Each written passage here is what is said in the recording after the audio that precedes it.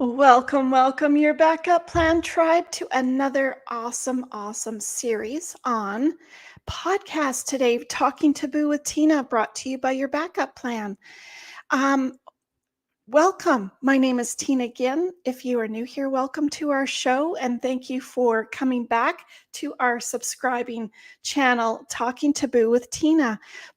We focus on real, raw conversations about from to our listeners about the real life journey from a life-changing event. I am an emergency preparedness coach, a best-selling author of In the Blink of an Eye. Remember that, Jeannie? Yes, things happen that quickly in life. In the blink of an eye, in the snap of your fingers, things change your life forever. So, I'm a financial expert and an app developer of Your Backup Plan app, and I'm located right here in Vancouver, BC.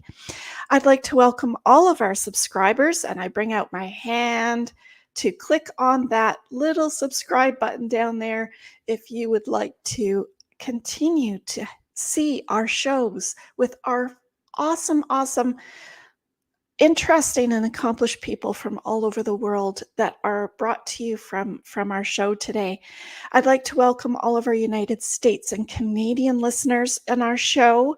Thank you so very much for coming back each and every time. And if you are new, thank you.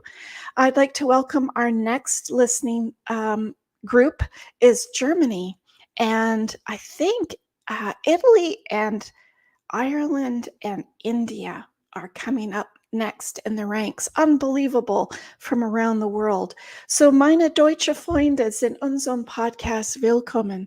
Wenn Sie Kommentar haben, können Sie gern Fragen stellen. Also, danke für deine Freundschaft. Thank you so very much for coming and listening to our shows about real life stories.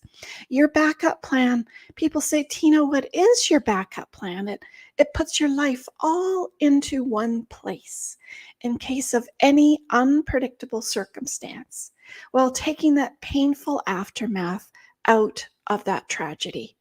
And what the heck does that mean, Tina? What did that sentence mean exactly? Well, it means that it doesn't matter. You're on this planet, this 3D world that we live in, and you don't know when your time's up. You don't know, you're not Superman. We think we are, but we're not. And we're definitely, just like Mike Tyson says in his famous quote, everyone has a plan until you get punched in the mouth. And it's so true. So very true. Because when you get hit by a car, you're not given a 5-minute evacuation notice, so to speak. You're not given that time to say, hold on a second, I'm not ready for anything. I don't have any disability policy. I didn't tell my wife to, pick up the kids today. I didn't feed the dog, and I don't have time for an operation. It just doesn't work that way. What happens is you have the accident, and now you're trying to pick up all the pieces. And that's what we're here for, to help you make sure all those pieces are organized so that whatever might happen, wildfire, condo collapse in Florida, hurricane, tornado, earthquake, it doesn't matter. You're prepared for the unexpected, no matter what, even if you lost your wallet or your purse today. And that's a scary thing if anybody's listening out there that has, because it's like your skin and your hair just stands up on end when you realize, oh, where did my purse go? What happened to my wallet? Because you realize, what the heck did I have in there? Now I have to try and figure all that out. And I don't know about you, but we do workshops on this all the time. And you put your wallet down on the counter and you take a piece of paper and a pen and you don't look in your wallet and you have to write down everything that's in there. That's hard. It's very, very hard. We have so many digital assets now in this world that people are unaware of that we even have. We hardly are even aware. We have Xbox points and gaming points and reward points and airplane points, and we have credit cards, and this card does that card. And oh, we have so many cards, and we're out there in so many different accounts. And when someone passes away, it's really tough to try and figure all that out. So I'm here to tell you, we've got you. We've got your back. So let's get this party started. I am so excited. 5 simple questions to overcome self-doubt and limiting beliefs to realize your true power. And I thought it'd be great to have Stacey Ruth come back to us today. I've had her on our show before with her first book. Now she's just released her second book. I'm so excited to have her come from Atlanta, Georgia. Let's bring Stacey on. Hey, Stacey. Hey there. It's great to be back. Oh, it's awesome to have you. Stacey Ruth is coming to you with her second book. She's an award-winning bestseller author. I had her come on with her first book, and we will talk about all of that in your second book. I'm so excited to start reading that one as well, Stacey. Thank you. It's everything to my heart and my soul. You just give me everything that I feel like I'm fed, like it's food for my soul. Isn't that Because isn't that the beauty of conversation and relationship, right? it is. When it works, it works. And Mhm. I know you can do a lot for people that are in that innovative creative world, Mm. for entrepreneurs or Mhm. or people that just want to make their household a better Mhm. place and a simpler place and a comforting place and a peaceful place. Mhm. But also people that are dealing with grief Mm. and the loss of a loved one, or dementia or Alzheimer's, when cancer, it's a Mhm. long struggle. And that struggle is when you're in it, you wonder, what the heck am I in this for? And Mhm. why me? Why them? Mhm. That type of thing. So Mhm. Stacey, tell us, where did it all start for you? Well, I've been very fortunate not to be in the situation that you just described, the why me. Um, and and I'm talking about the why me of the loss of a loved one. Yeah. Um, and yet, there is a loved one that we all can kind of ignore, sometimes to the point of it being too late. And that loved one is actually ourself, that inner self. Mhm. And um, We do forget them. not only do we forget them, we're actually taught by society at large, sometimes, unfortunately, our parents or, others who are close to us, that it's more important to go after the externals, the achievement, the awards, the money, all of those, affirmations that are outside of ourselves, right? The money, the Oh, absolutely. The money, the stuff, right? The perfect fill in the blank, right? Now, what's interesting is I chased that. And you can be really successful chasing that. And I am so lucky that when I was relatively young in my career, I was 29, and I had been chasing, right? I had been chasing to the exception of my, husband at the time. He was doing the same. We were both, on that treadmill. And I think it's one that's very familiar to people now, especially after COVID. That was yeah. like, wow, this is so stressful. I'm not getting any sleep. I was working around the clock. I was working weekends. I was doing all of this stuff. I hadn't had a vacation in 5 years. That's crazy. Hadn't had a vacation in 5 years. And my husband and I took a vacation and we went to Sedona, Arizona. And I don't know if your listeners, especially around the world, are familiar with what Sedona is known for, but it's kind of a energy center, and there's these beautiful vistas generally up high, called vortexes. And whether you believe in the energy that a lot of people do, the view is gorgeous, right? Oh, Oh, stunning. The red rocks of Sedona are, known around the world.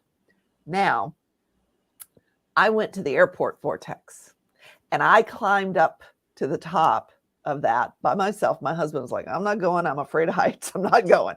So I climbed up there and there were these people sitting there meditating, which is actually a very important part of my story, because at the time I didn't meditate, but I was like, I'll try this. I'll sit down.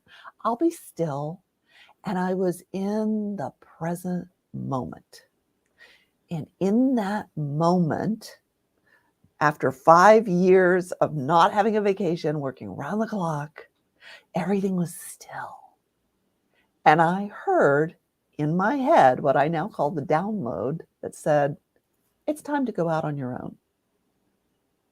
It didn't have any emotion to it, which is how our intuition works. I didn't think it was, hearing voices, although it wasn't audible to me. And I came down off the mountain, literally. I didn't have tablets in my hands, but I came down off the mountain and I said to my husband, okay, I'm going to start my own business. I had been terrified to do that. Now, he was still terrified for me to do that. And it was a little bit of an uphill climb to get him on board. Well, yeah, because he didn't get the download. You did. He didn't get the download, right? And he was, he some people are more conservative when it comes to risk than others. Yes, and, yes. But however, within 60 days, I had started my first multi-million-dollar agency. Now, it wasn't multi-million-dollar on day one, but I already had 3 major clients lined up before I opened the doors. And it took off and it doubled in revenue every year. And that's what happens when we really open up to what it is that we want inside. We're not looking at the outside. We're not looking for the safe bet. We're looking for what's lighting us up. And our relationships are something that sometimes we just brush past. Yeah. And sometimes we don't even know what the right relationship is. No. And that can be in work and it can be in family and so on and so forth. But that was my mountaintop moment that really got me going to listen to what was going on inside of me at an unconscious level and recognize it and give it validity rather than being afraid of it. Yeah. Rather than being too excited by it, because a lot of people get too excited by it and don't stop and consider what kind of obstacles are going to occur, what kind of things are going to get in our way. And I think you do a remarkable job of helping people look at the possible obstacles to what it is that they want before it's too late. Yeah. Before you have to make these decisions that you can't very well make. I mean, because... Well, you can't make them in the middle of it. I guess is kind of, when you're on the top of that work, right? If you've done the work, if you know, well, those 5 questions, if you'll humor me, I'll share the 5 questions, because asking ourselves these questions helps us stop being afraid to look at the inevitable. Yeah. When what we if are in a good place, when we can really do something about it, right? And yes, I love, have a backup plan, but heck, have a plan in the first place. I mean, a lot of people don't. Well, right? True.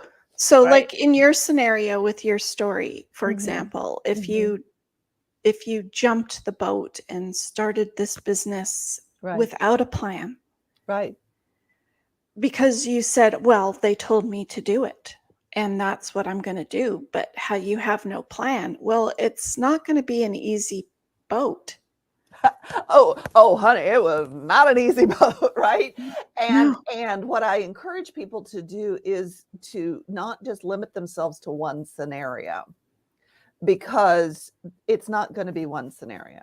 And if I'm not willing to look at, each step of the process, there's always a fork in the road, right? And we will follow our intuitive nudge, which is what I a download is one form of an intuitive nudge. It's not the only one, but that was my, mountaintop moment, was a download. Yeah. But we get them, and then we just run off, overwhelmed with excitement or maybe fear. Yeah. A And little bit too. right, rather than doing that, and I talk about this in my book, Inside Out Smart, rather than getting the energy behind that intuitive nudge and then running with it through our rational thinking. They don't operate independent of each other. They work best in concert, right? And so all kinds of things could have gone wrong. I walk in and tell my boss that I'm quitting. It could have not gone well, right? And so I had to play in my mind, well, what happens if he's cool with it? What happens if he's not cool with it? What happens if I alienate the business that I work for? I actually was hoping that they would be a client, and they were, because I didn't burn any bridges, because I thought it through. Right. Right. And they were actually turned out to be one of my largest clients initially. So that's cool. So you have to think about those things too. So Yeah. Which is part of the planning process. Exactly. And that's why I invite people that I coach, leaders. It's funny. We can get so far without asking ourselves these questions. And then we run into a brick wall, and then we're like, what happened? So the questions that I invite people to ask themselves using their intuitive insights. So I also have to, help folks learn how to use and recognize and tap into on demand their intuition. Questions to ask your intuition. What do I want?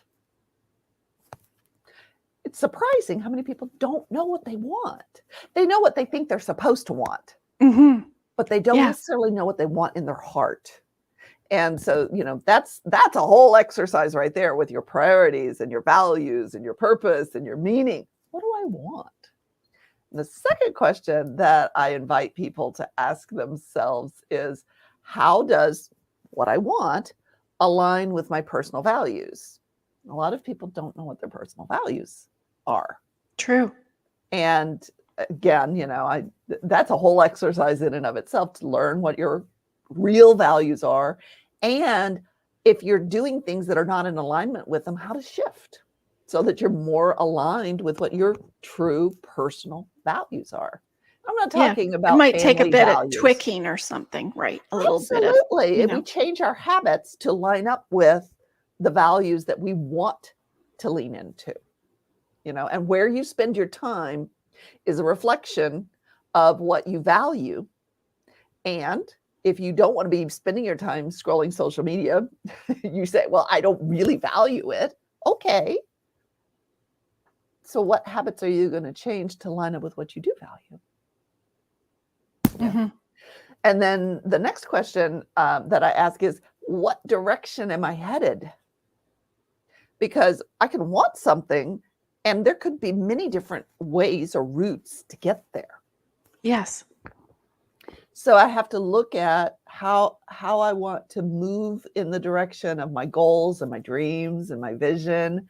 Where am I headed? Because if I'm not clear, that's really the strategy and the plan, right? Because if I'm not clear where I'm headed, any road will get me there, right? And I'm going to take a lot of detours, and it's going to take me a lot longer. Yeah. And I might get lost and, have to retrace my steps and drop some breadcrumbs, et cetera, et cetera. So the direction is very important, and we do a lot of planning and goal setting. And then our intuition is helping us understand what's the direction, where am I going, right? And that's ultimately, what you do with folks is that planning component so much is to say, look, when this person departs the planet, where do we want to have arrived at? Yeah. Their direction can actually outlive them. That's a beautiful testament to creating a legacy for ourselves, right? Exactly. And then that whole deal of what obstacles are possibly going to stand in our way. All the obstacles are because you don't know where anything is. Oh my gosh. Or what they wanted.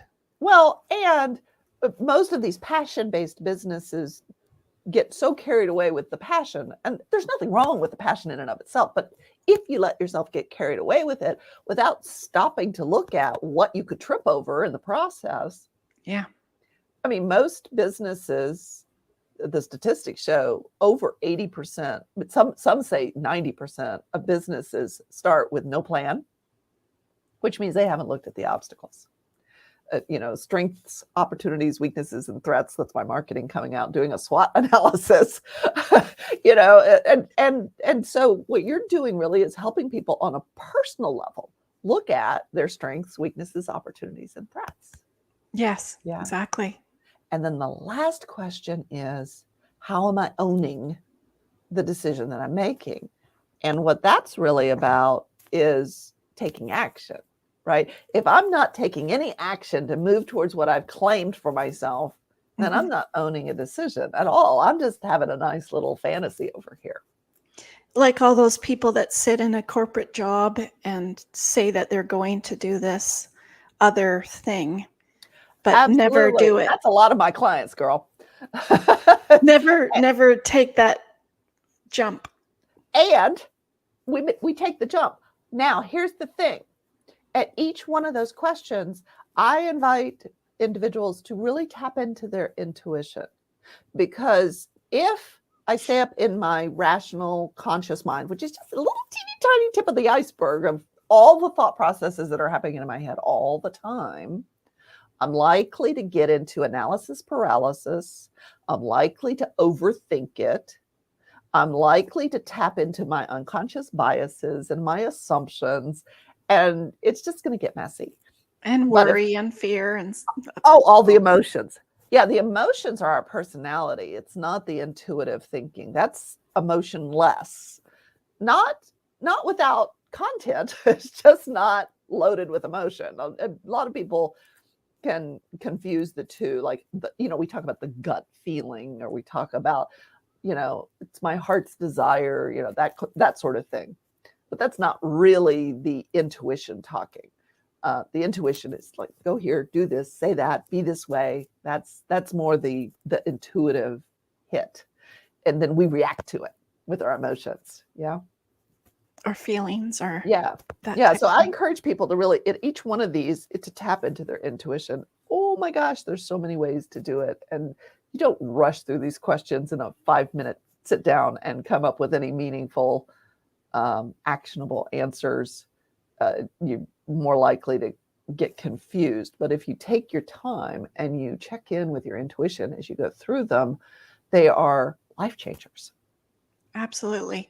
And you know what I like about it is that you can use those 5 steps, those 5 simple questions for anything that you are coming across, whether it's a new job, whether it's a new relationship, yes, whether it's someone who's passed away and you're trying to get on with your life, so to speak, but you just don't know how to get on with your life.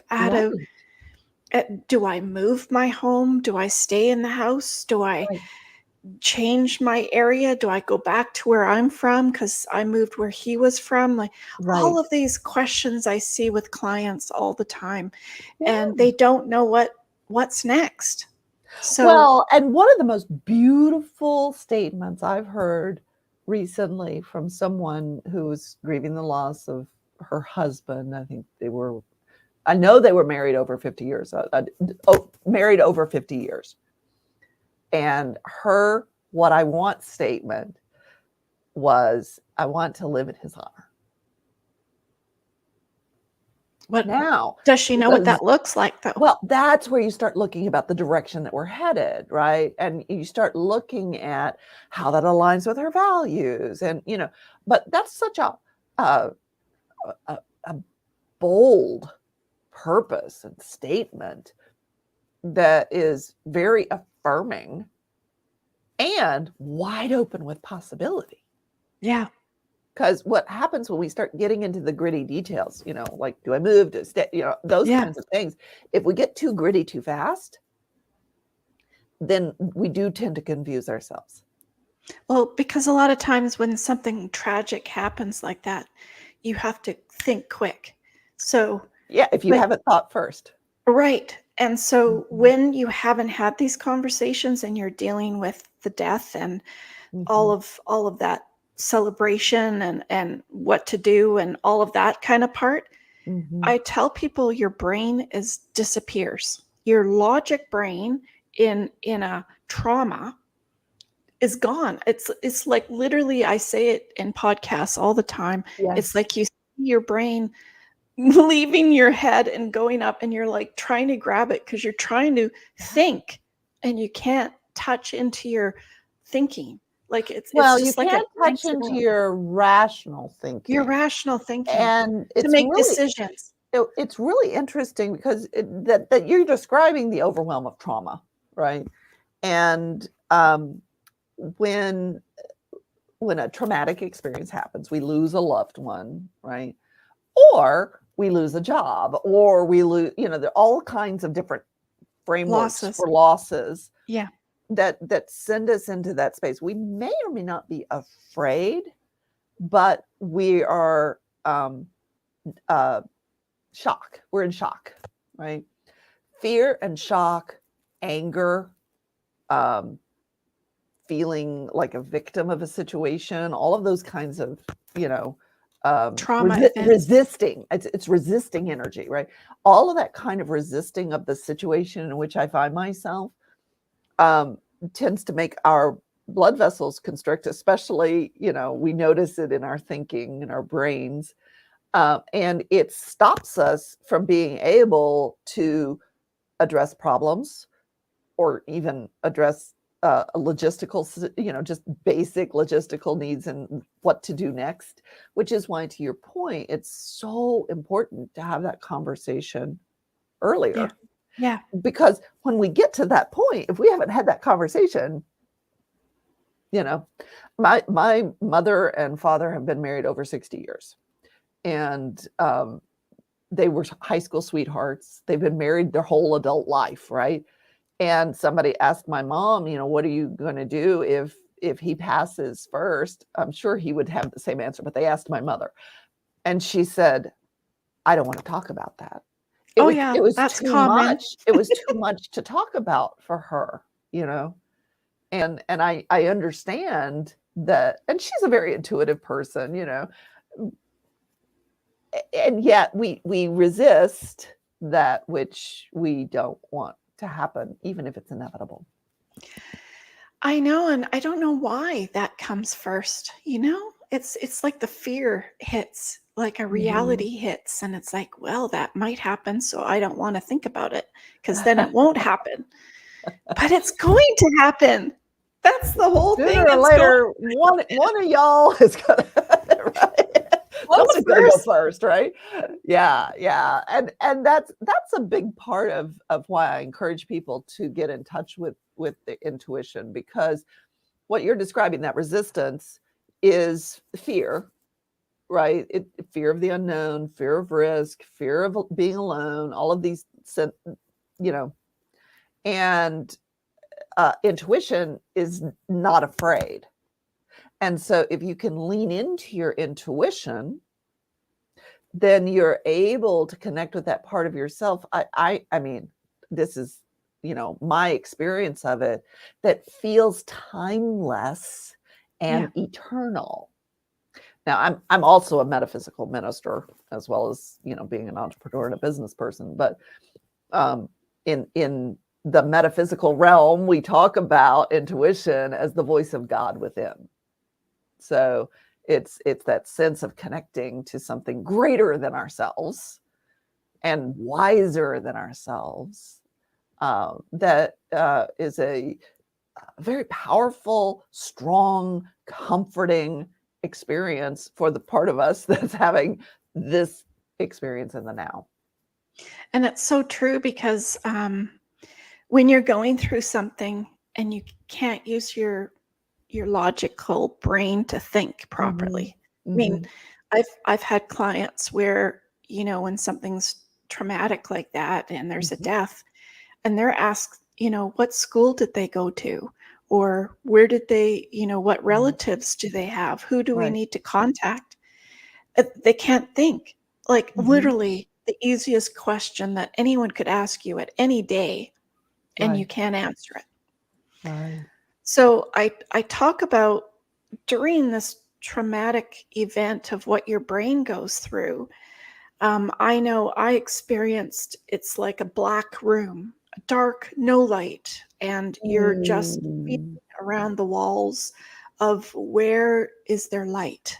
mm, Where where do I find? And that's to me, that's what you're saying, Stacy, is mhm, when you don't have a plan or when you're not listening to yourself and something tragic happens, like you've lost your partner or your mhm, spouse, and I've seen it with clients all the time, well, what am I going to do?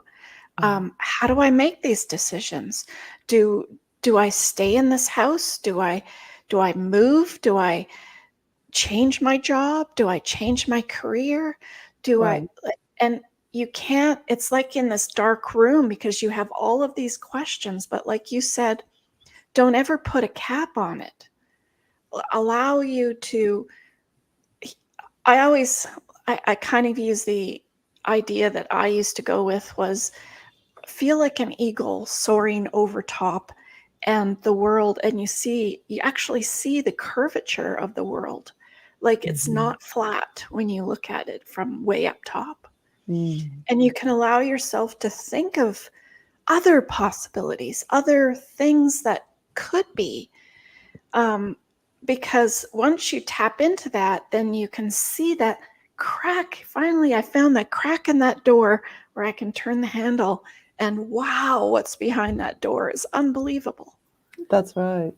Well, it's interesting because we're in such a hyper rational and um, action. Uh, I would say we have an addiction to action Yeah. society right now. That the idea of when something that um,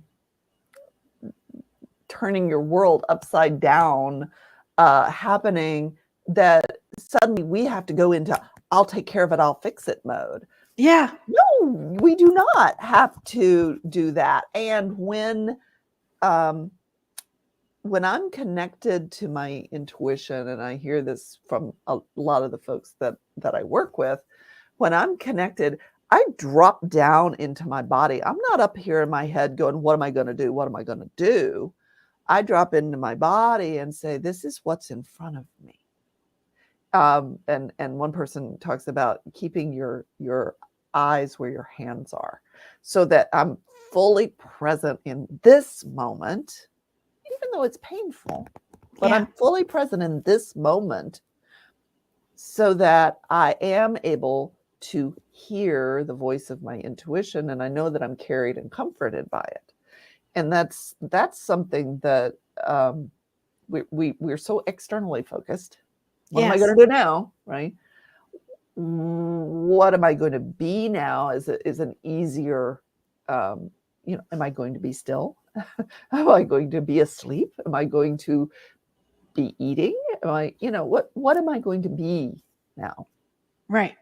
And you could use those 5 simple questions to Um, get well, out yeah, of. uh, how do I say this?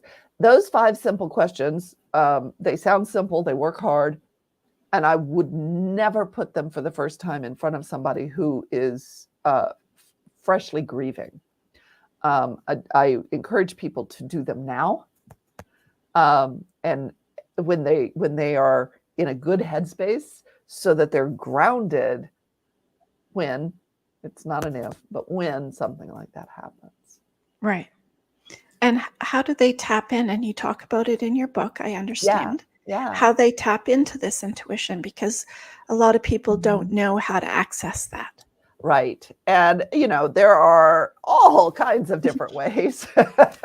It's sort of like, which flavor of ice cream would you like? So that you can do any or all of what I'm about to list. And there are probably other ways as well.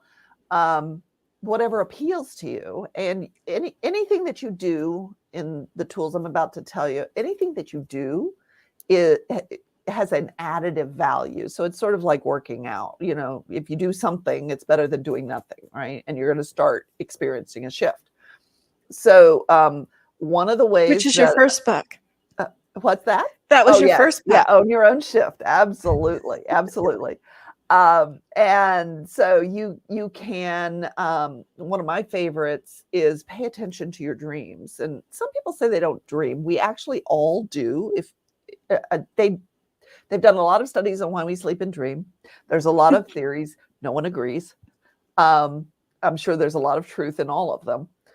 One of the things is if we don't get REM sleep, and that's the rapid eye movement, that's what REM is, and dream, Mhm. then we'll first start being delusional. But if they continue to keep us from sleeping, we die. I mean, dreaming, we die, even with other sleep. So dreams are really, there's a lot happening there, right? And I encourage people to keep a dream journal. And you might remember a snippet, and then the next day you'll remember more, and the next day you'll remember more. And when I started keeping a dream journal, after 30 days, I was able to remember over 30 dreams a night. If I'd been Wow. keeping the journal continuously, I would have not. That's all I would have done during the day, right? Yeah. And listen for the metaphors, listen for the puns, listen for the symbology in the dream. And when you interpret the dream, I have a lot of people want me to interpret their dreams, but what's most important is what those symbols mean to you, Mhm. not Because they talk necessarily. to us. They Yeah, it's not talk to necessarily how we know. empirical. Right. Correct.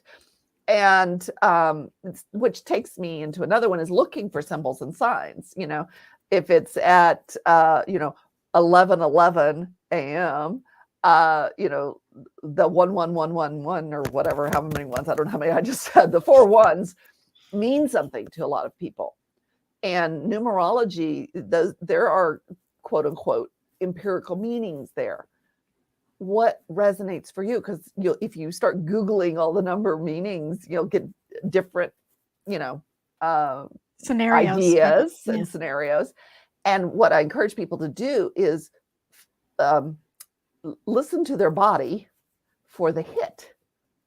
That sounds like what I'm dealing with right now. Right. So signs and symbols, you see the tennis shoe on the side of the road, you're the one that saw it. And the reason that I say these things are signs and symbols is because our unconscious mind is always scanning. And our unconscious mind has a repository of what these things mean in our culture, right? And so it's not always verbal, the way that our unconscious and intuitive mind communicates with us. And so it's more like it's tapping on your shoulder and saying, hey, did you see that? That actually is a great way for me to tell you what I'm thinking about.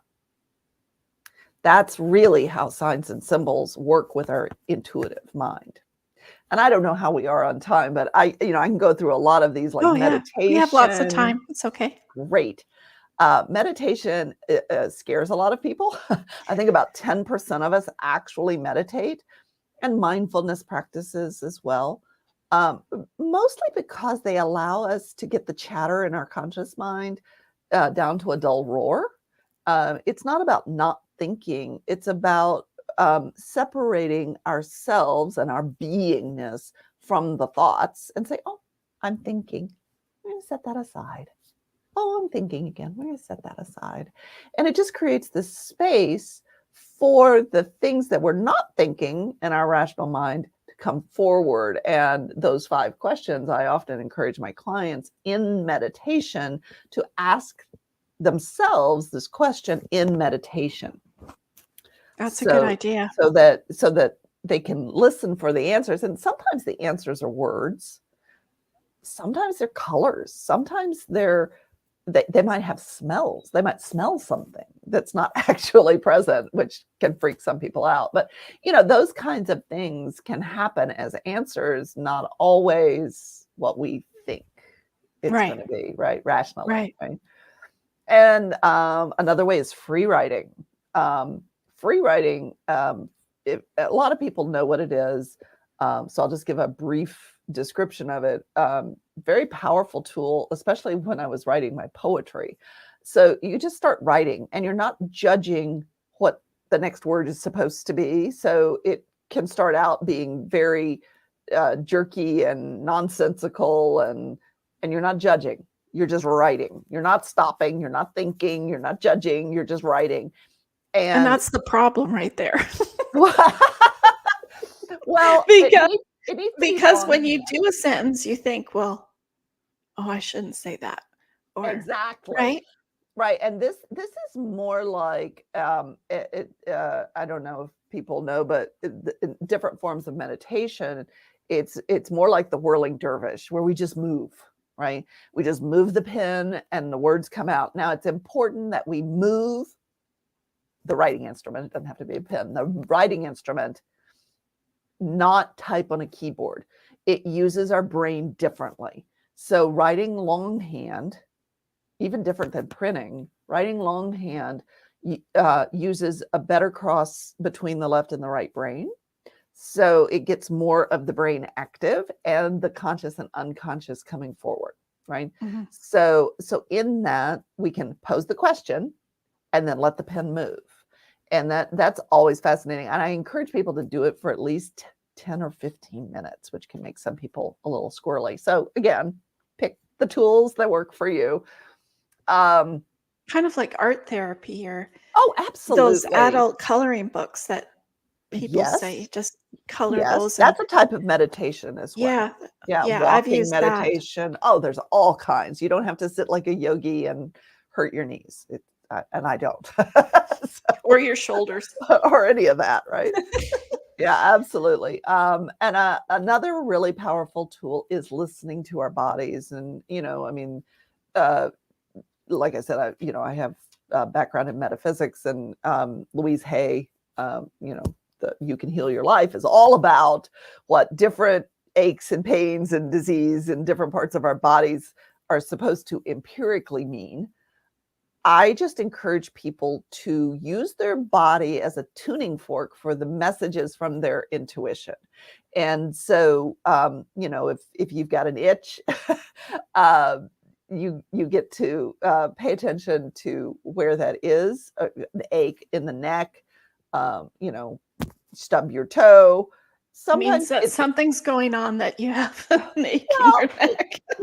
it might be that you're distracted. It might be that you're too busy. It might be that you're not taking care of yourself, and self-care. It can be just as simple as that, right? Yeah. But your intuition is trying to take care of the very thing that contains it. And the container itself is trying to connect with the intuition. And so rather than treating them as in competition with each other, I encourage people to treat them as in concert and in collaboration with one another, right?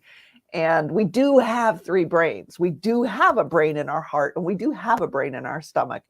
And when you get that kind of squirrely feeling in your stomach, either excitement or fear. But before that, there's this almost hit that we get. The fear and the excitement come from the hit, not from the brain in the stomach itself. And so the hit, that kind of like, oh, I need to go check that I didn't turn off the coffee pot, or or where did I lose off about this my purse person. isn't there, right? Or there's something off about this person, and I don't mm-hmm. need to interact with them, and maybe I should get on the other side of the street, or whatever, right? Yeah. So these kinds of hits that we get before we go into fear, before we go into excitement, that's actually the intuitive hit, right? And then the agitation that we get afterwards, the emotion that we get afterwards, is our personality and our ego. But anyway, so listening to our bodies is a great tool. And interestingly, so is ritual. And it's fascinating because so many people use ritual every day in their faith or spiritual practice. Right. It's in every major world religion. And if you wonder why, it's because the ritual actually brings you into your body and into the present moment, which has a timeless and sacred quality to it, so that you can simply be rather than do. You can be a human being rather than a human doing. And that allows that intuitive insight, and some religions would call it, the ecstatic state, to come forward. Right. So Whatever that looks like, whether it's whatever that prayer looks or, like, yeah. yeah. Yeah. But we And also have belief, I daily guess. rituals that are just brushing our teeth, and they can also be a meditative practice too. Yeah. It I doesn't think have to be a sacred ritual, right? well, even a shower, Oh, and you know, girl, for me, that cup of coffee, I'm telling you. yeah, or a glass of wine for some people. Yeah, absolutely. That too. Just be careful with that one. So are all those the meditation, all of those types of things? How do you tell the listeners how to get out of your head and into your body? Well, it's interesting, especially for those of us that when we started, we didn't have a practice or a way of, connecting that. Um, uh, Positive intelligence, Coach Shazad does a wonderful activity that I've adopted, where you can just rub your fingers together. It only takes about 10 seconds Oh, wow. to become physically present, right? To just drop into your body, out of your head, out of your fears, out of your noise, and just focus intently on the ridges of your fingers. You can do it with both hands or whatever. You can hold it underneath the table if you don't want anybody to know. He talks about that. But you can feel the texture, you can feel the temperature, and your focus is completely on those fingertips running together. 10 seconds, you just did a meditation. Right? So it doesn't have to be complicated, and you can do it with your eyes open. You can look at something mindfully, fully present. He's really describing different ways of being fully mindful. That's what he's Right. doing. And that's all it takes to get I've started. seen those rings that you can sit and twirl. Absolutely. That would be another one, but where you can bring your focus, right? And you don't have to do it for long. Yeah, that's so true, because that's a good start to looking at what you are doing, to Yes. realizing that there's like these two worlds. Yeah, and I would certainly encourage, if any of your listeners have just lost a loved one and they are in that dark room looking for the light. I love your description of that. So, Oh, I thanks. mean, That's true. well, it makes a lot of sense, and it makes it feel real.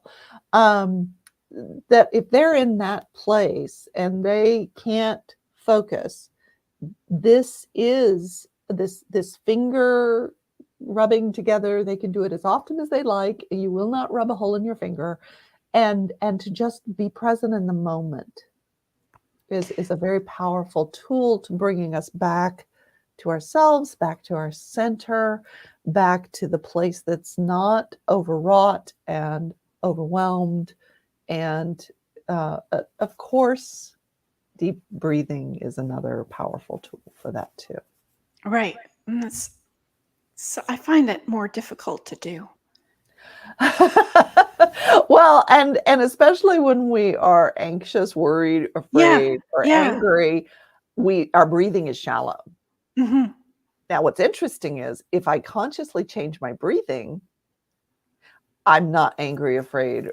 So the breathing can actually alter the feeling. It's just hard to do it, though, when Can you're be. in it, right? I'm just thinking of someone sitting in a funeral home, and it's like there's so many senses I can't even explain to people. I get it. It's the fear, it's the questions, and it's the Mhm. smells, and when you're sitting in there, and it's the soft music playing. It's kind Mhm. of, it's nice, but it's eerie. And Yeah. it's all these different feelings that you're having. And then you're having to make these humongous life decisions about Mhm. something.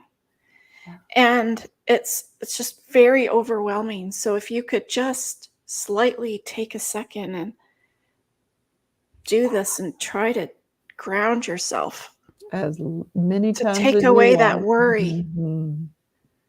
It's Yeah, and such a hard moment. it's not gonna resolve the worry. It, it and there and I'm a big believer. There's nothing wrong with feeling uncomfortable feelings. Well, we don't like them though. Well, we don't, and we want to push through them, and we want them to go away so that we can feel good again. Uh, and they are also a part of life. And what I find that doing this does is not that it pushes the feelings away, it um, takes away their all consumingness, Mhm. right? So it creates a level of detachment and observance of them without feeling like I'm lost in them. Yes, because you Mhm. have to make these final decisions and it's Right. just hugely overwhelming. Mhm. And I just think that you could like escape for just a second to try to think of Find that your world center. as on a shelf and you can like, Yeah. okay, I'll just take a little bit off the shelf at a time, instead. Right, right. Yeah, yeah. So you're not drinking it through a fire hose. Yeah, it makes good sense. Yeah. It's an overwhelming, very overwhelming experience. Kind of like the experience when you've just experienced someone passing at a car accident or Mhm. something like that. That kind of whoosh hit Yeah. to you that just it Punch in just the gut. changes, Yeah. yeah, it just changes your thought process Mhm. immediately. Yeah. Wow, that's crazy.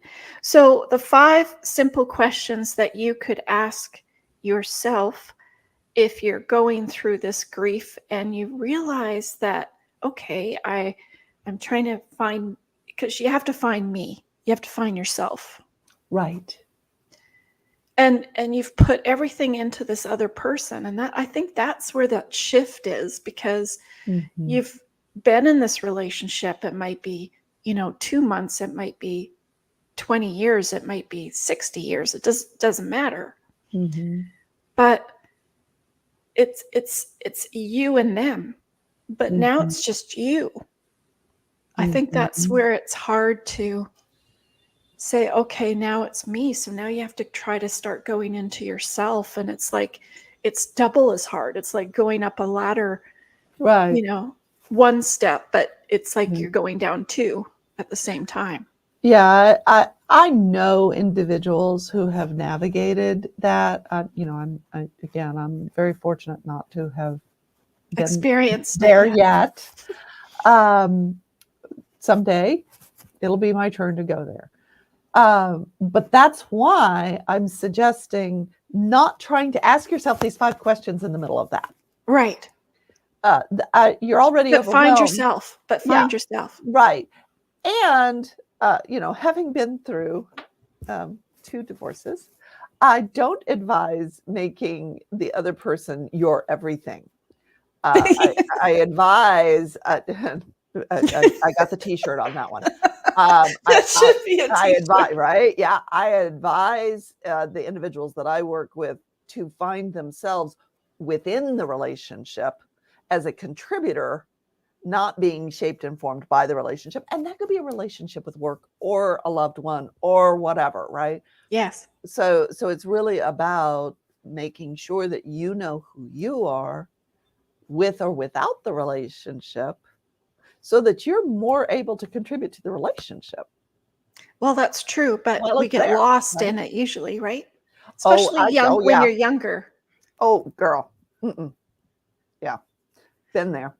Well, like I would say to women, because I want to empower women in understanding what it is that they have and don't have in their Right. financial world, whether it's even if it's Mhm. where the key is for the shed and maybe the husband, has it somewhere. Right. Because when the shit hits the fan, so to speak,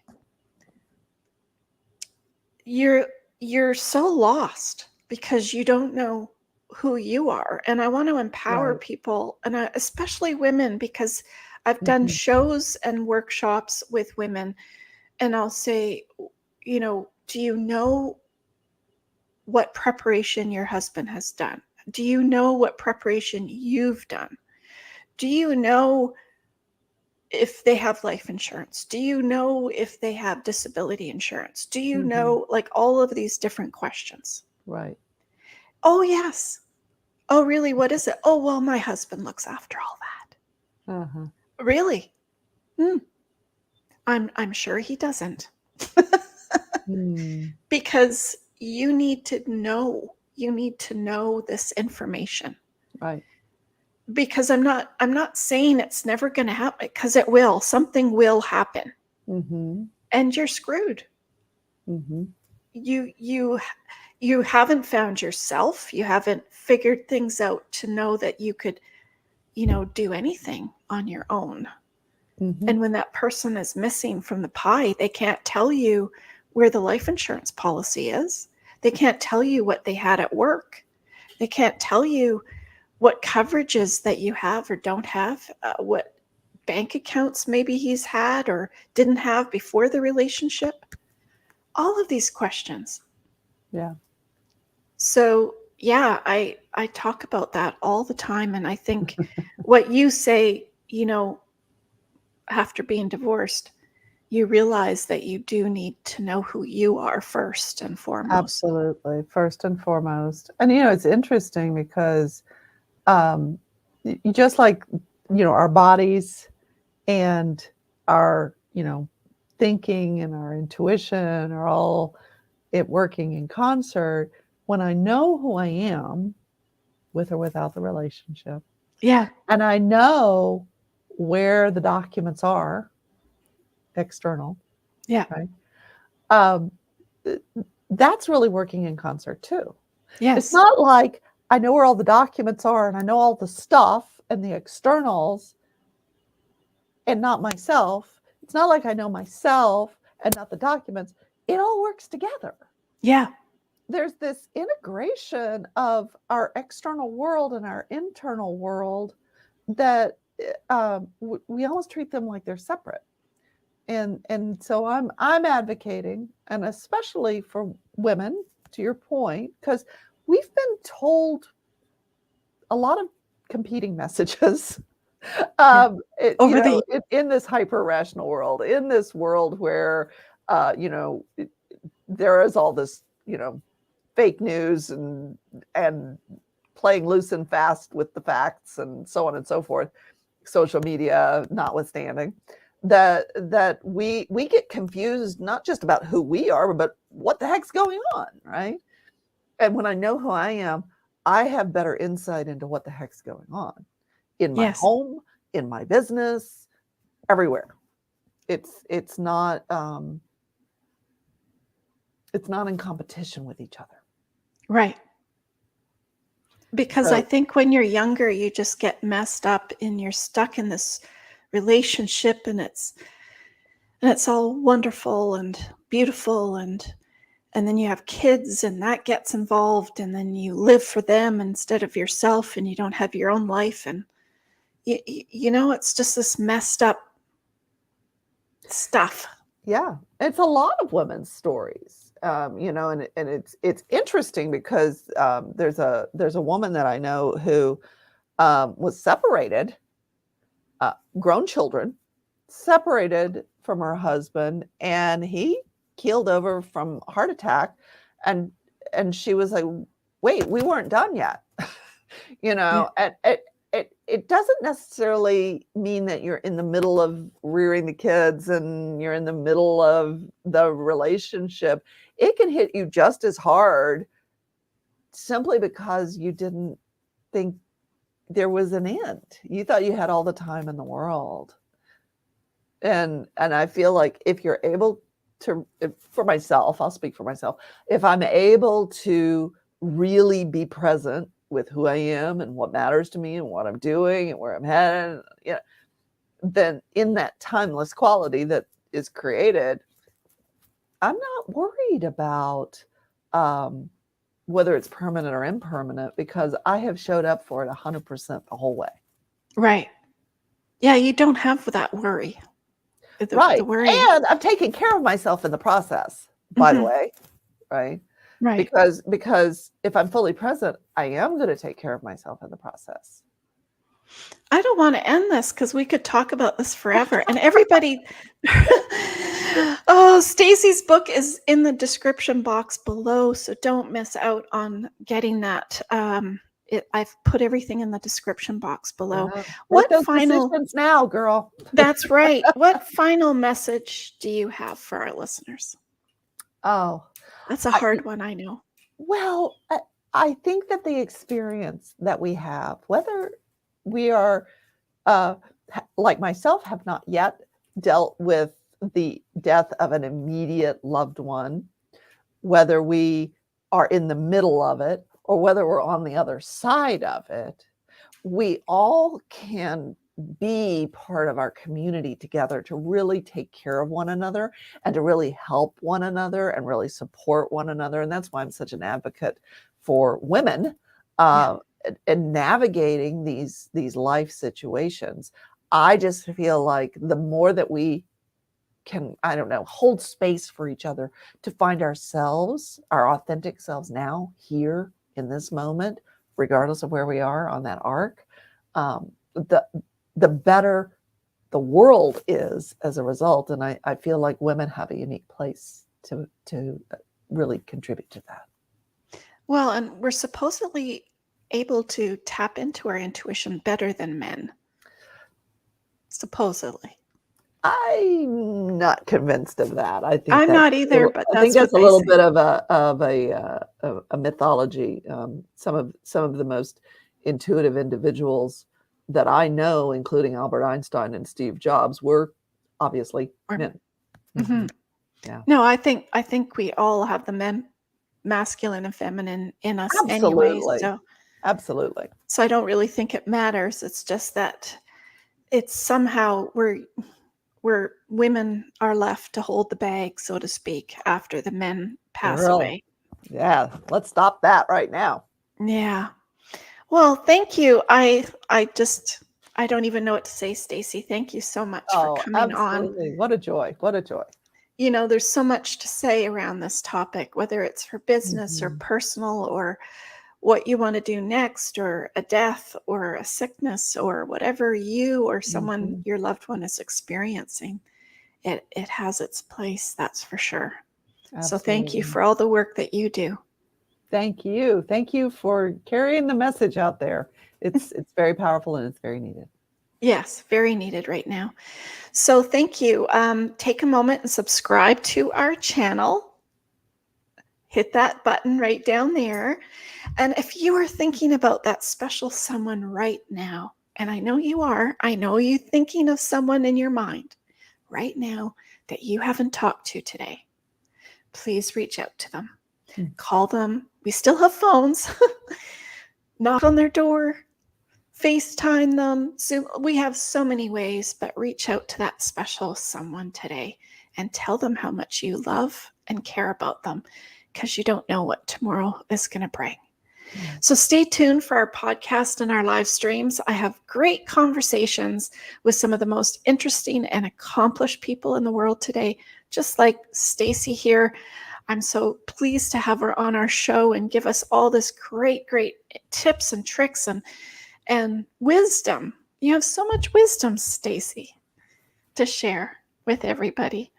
And I think you'll be entertained and informed, and I hope that you've become inspired and motivated by something that one of us has said to you, just one little inkling of something.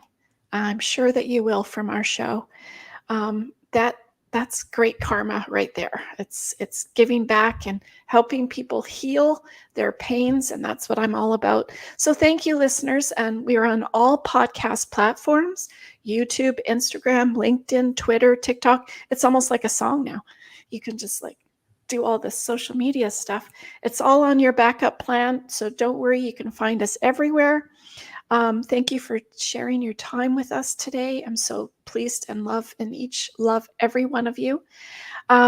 Stacey might remember, but I always end in Carol Burnett. I'm so glad we had this time together just to have a laugh or sing a song. Seems we just get started, and before you know it, comes a time we have to say so long. So long, everybody. Thank you, Stacey, for coming on. Thank you. Goodbye, and auf Wiedersehen. Yeah.